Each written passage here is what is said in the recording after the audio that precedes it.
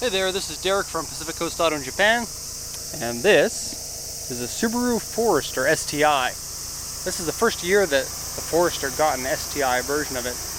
And they got a cool little 2.5 liter turbo engine, the EJ25, instead of what was normally here in the Forester here in Japan, which was the EJ20. It also got the 6-speed manual, same thing as in the Impreza. Alright, so this is a post-purchase inspection video for the Forester that we bought from the auction. This car has already been sold. It's going to be on its way over to Canada. And we'll take a look at the condition here. Okay, so nothing wrong with the engine. I've taken it for a test drive. It drives quite nicely. The 2.5 gives you more torque down low than the EJ20 does. And so it, I guess for street driving and for the extra added weight of the Forester compared to the Impreza, that's a nice little addition. Previously, the Forester could come with a 280 horsepower EJ20, but this one here officially rated at 265. It feels faster than that. It could be the low-end torque, or it could be Subaru playing with the numbers a bit. I think this is at least 280 horsepower, if not 300 in it. And they might be doing that so that they don't cannibalize sales from the Impreza. But the car feels great, and especially the STI feels stiffer, more powerful, harder suspension, and you still get the cool wagon body, kind of halfway between an SUV and a hatchback. That's a nice little size. I'm going to turn the engine off because we don't have to keep it running, and there's a huge exhaust in the back, and so I don't want to annoy people. Already the next door neighbor was not very happy about me starting this. There it is. And turn the engine off. Okay, if you're interested in prices and stuff, check out our website. We don't post the prices of these because they're already sold to somebody. This one comes directly from the auction to us, and then we take the video and we send it off to the port for shipping. So the vehicle hasn't been washed. Now I'm going to translate this. I want to get out of the way of the neighbor because that's the one that doesn't like the noisy cars. I don't want to do anything to bother them. Alright, so 2004 Forester STI version. It's the same 6-speed manual that's in the Impreza. This one has 126,027 kilometers, but there's a mark about the odometer, and I'll explain that in a second. 2.5 liter engine. This is the only way you can get the 2.5 in this version of the Forester. Here in Japan, they're all 2 liters. And it's kind of something of a specialty here in Japan to have a 2.5 because you have to pay extra taxes for a 2.5 in Japan compared to a 2 liter. And so in general, a manufacturer wouldn't make an engine that's higher than 2 liter unless they wanted to attract a kind of a more expensive, more rich type of person. Now, these sold for 3 million yen when they were brand new in 2004, which is about $7,000 more than the regular version of the Forester. Auction grade 4 with an interior B, exterior B, and it says purchase from user. Oz 18-inch wheels, which are actually Pro Drive wheels, and so manufactured by Oz, but they are, whoa, Pro Drive, which if you know anything about Subaru's rallying history, Pro Drive makes or commissions their rally cars, and so very cool to have Pro Drive wheels on it. Aftermarket exhaust, aftermarket suspension, aftermarket turbo timer, tool collection box in it, and then keyless key.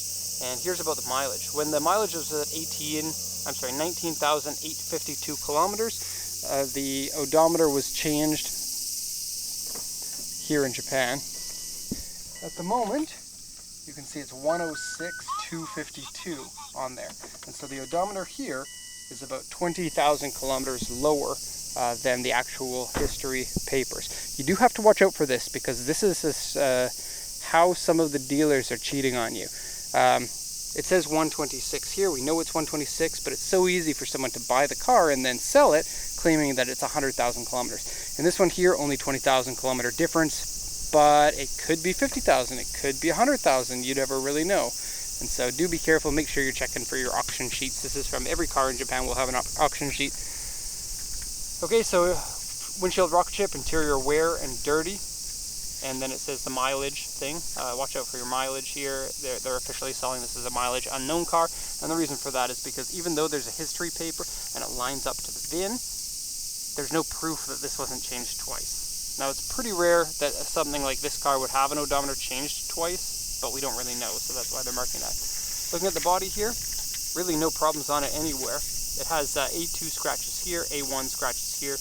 And so if that doesn't make sense to you, check out our website. It explains it all there. Okay, as a whole, I'd say I'm really happy with this, especially considering the price that we paid for it. Now, it's pretty rare to get a good car when you're trying to bid low, but if you're bidding regular amounts, sometimes you get lucky. Now, the strategy for low bidding typically means you're only going to get a car that other people don't care about, which means you're probably going to get a lemon. In this case, I was a little bit worried because we got this for probably about $1,500 less than I thought it was going to sell for. And in that case, I'm always like, oh no, what is it? What is it about that car that's not going to be good? Is it going to cost $1,500 to fix it?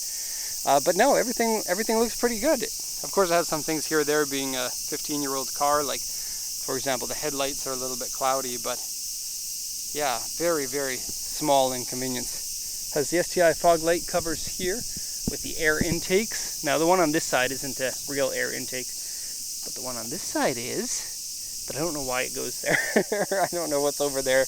Maybe that's the air filter intake, plus large radiator intake there, and a hood scoop that's functional that lines up to the intercooler for the turbo.